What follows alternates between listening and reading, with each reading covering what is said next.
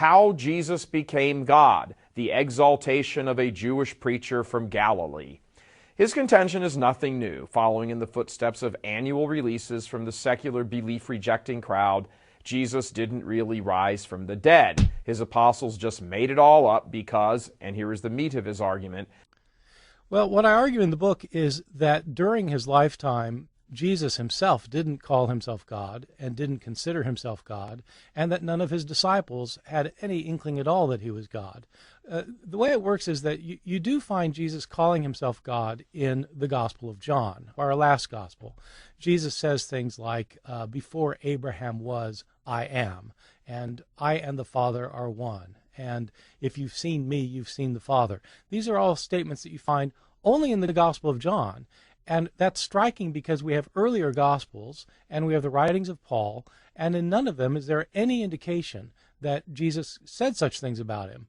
I think it's completely implausible that Matthew, Mark, and Luke would not mention that Jesus called himself God if that's what he was declaring about himself. That would be a rather important point to make. So this is not an unusual view among scholars. It's simply the view that the Gospel of John is providing a theological understanding of Jesus that is not what was historically accurate. Ehrman is wrong on a number of aspects. While it's true that John's Gospel is a more theological expression of the truth of Jesus and his divinity, it is not the case that our blessed Lord's divinity goes untreated or unspoken of in earlier Christian writings. In Matthew's Gospel, just for one example, the high priest Caiaphas thunders to Jesus to tell the assembly, "Are you the Christ, the Son of God?" Our Lord answers affirmatively, and then for good measure he adds, "And you will see the Son of Man seated at the right hand of the power and coming on the clouds of heaven." The Jewish leaders of his day certainly understood that Jesus was saying he was God. It's why they handed him over to Pilate to kill him for blasphemy.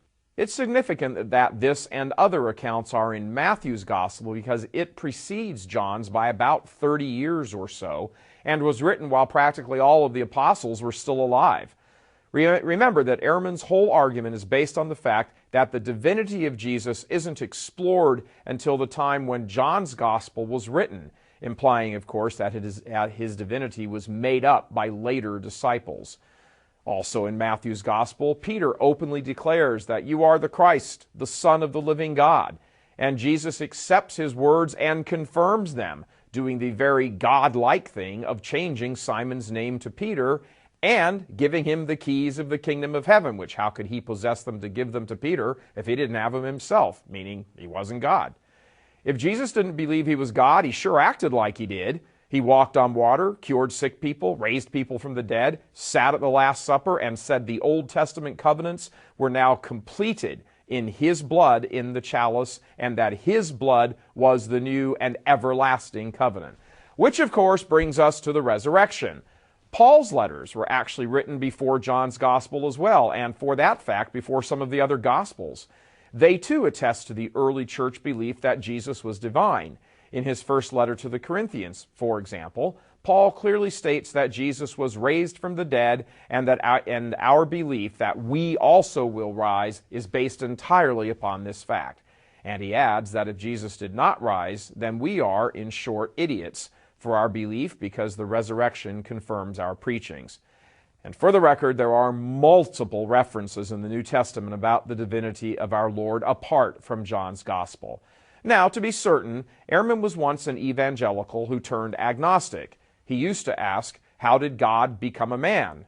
Now he asks, how did a man become God? And his poorly reasoned analysis concludes, the apostles made it up to distinguish themselves of something more than just a small Jewish sect in the backwaters of the Roman Empire. Ehrman's entire reasoning is faulty. His information is incomplete.